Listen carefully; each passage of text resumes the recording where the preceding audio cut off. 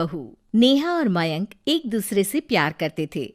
दोनों के परिवार शादी के खिलाफ थे, तो दोनों ने भागकर शादी करने का फैसला किया और फिर दोनों ने कोर्ट में शादी कर ली।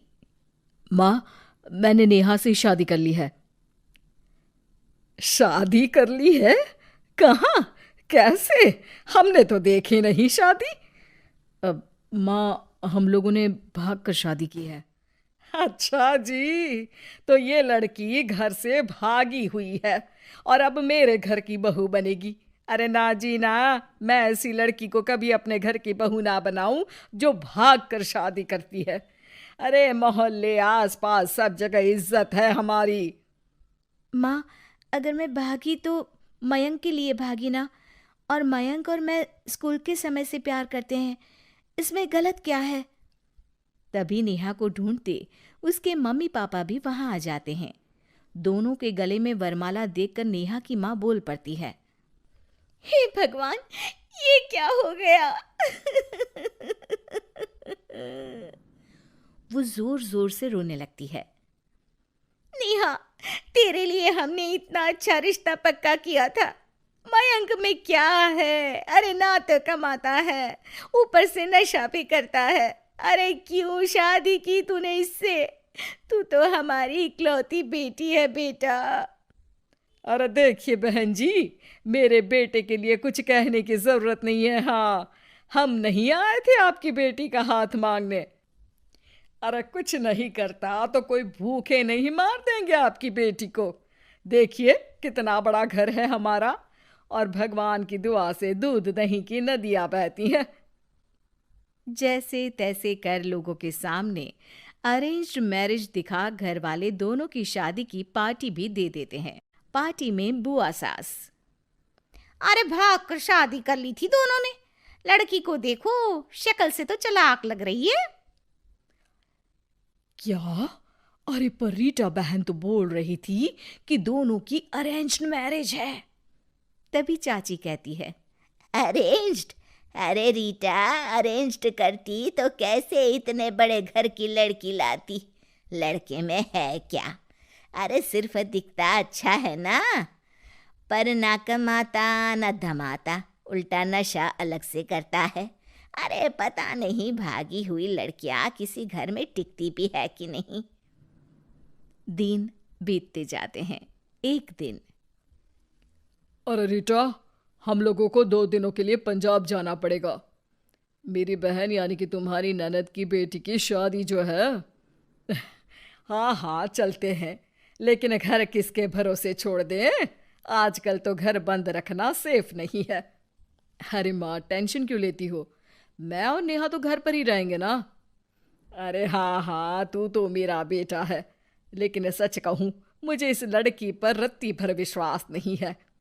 अरे माँ, नेहा तुम्हारी बहू है। बहू?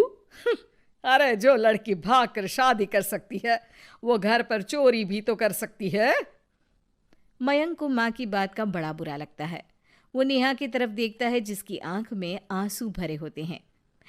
माँ जी, आप अपनी अलमारी में ताला लगा लो। हाँ हाँ, तो वो तो लगा ही दूंगी, लेकिन कहीं तू घर का बाकी का सामान भी। अरे भाई, भागी हुई लड़की का क्या भरोसा। धीरे धीरे दिन बीतते हैं। एक दिन नेहा घर के बाहर गार्डन में पेड़ों को पानी दे रही थी, तभी पड़ोस की बहू, अरे नेहा, कैसी हो? बहुत सुना है तुम्हारे बारे में, लेकिन तुम तो दिखती ही नहीं हो। हाँ, वो बस घर का काम करने में समय ही नहीं मिलता। अच्छा अच्छा, शाम को ना मेरे घर आना, बैठकर गप्पे लड़ाएंगे हम। जी जरूर। तभी उस पड़ोसन की सास आ जाती है। अरे बहू, ये किससे बात कर रही है? अरे माँ जी, ये ना शर्मा आंटी की बहू नेहा है, जो मयंक भैया की बीवी है। हाँ हाँ, बस सबको पता है ये कौन है और कैसी है। इससे ज्यादा मेल जोल रखने की कोई जरूरत नहीं है। पता है, भागी हुई लड़की है ये, शादी से पहले भागी थी ये। तभी वहां मयंक आ जाता है। क्या हुआ आंटी जी? अब अरे नहीं नहीं, कुछ नहीं मयंक बेटा, कैसे हो? बड़े हैंडसम लग रहे हो। इस टाइम पर भी घर पर? अरे हाँ हाँ, अच्छा मैं भूल गई थी, तुम वैसे कोई काम धाम करते ही नहीं हो ना। अच्छा ठीक है, चलो फिर मिलते हैं। मयंक नेहा के सामने अपनी और उसकी बेइज्जती सुनकर परेशान हो जाता है। कोई बात नहीं, रहने दीजिए, आप परेशान मत हो, सब ठीक हो जाएगा। एक दिन नेहा की माँ उसके घर आती है। अरे आइए आइए, कैसे आना हुआ? नेहा को लेने आई है क्या? अरे नहीं नहीं बहन जी, अब तो नेहा मयंक की बीवी है, मैं तो उसे करवा चौथ देने आई थी।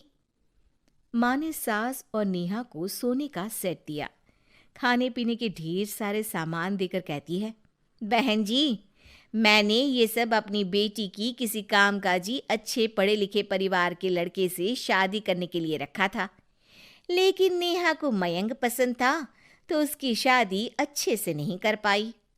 अरे बस बस, हम लोगों को सुनाने की जरूरत नहीं है। मेरे मयंक ने भी अच्छी पढ़ाई लिखाई की है। वैसे संस्कार तो दिए हैं कम से कम मैंने अपने लड़के को, वरना कौन अपनी बेटी को भागने के संस्कार देता है? आपकी बेटी ने तो भाग कर शादी की है।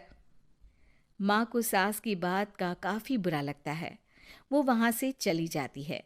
नेहा भी माँ का दिया सारा सामान लेकर अपने कमरे में चली जाती है। एक दिन, अरे नेहा, तेरी माँ ने जो मुझे वो बड़े बड़े सोने के जेवर दिए थे ना, वो वापस कर मुझे। उस दिन तो मैंने कुछ कहा नहीं था, जरा ला कर तो दे, मैं अपनी बेटी को दे दूंगी। तभी वहां मयंक हाथ में मिठाई का डिब्बा लेकर आता है। अरे क्या हो गया, तुझ जैसे निठल्लू की नौकरी लग गई क्या? माँ, तुझे अपने बेटे पर विश्वास नहीं, लेकिन नेहा को मुझ पर पूरा विश्वास है, और अब मैं उसे समाज में सम्मान दिलाकर रहूंगा। सारे गहने बेचकर मैंने अपना कारोबार शुरू किया है। अरे वाह वाह वाह वाह, भागी हुई लड़की का भी कोई सम्मान करता है क्या? देखा, बेच दिया ना गहना। शाम को करवा चौथ की पूजा में सारे अड़ोस पड़ोस के साथ कई औरतें पार्क में पूजा कर रही होती है कि नेहा भी वहां आ जाती है। नेहा सज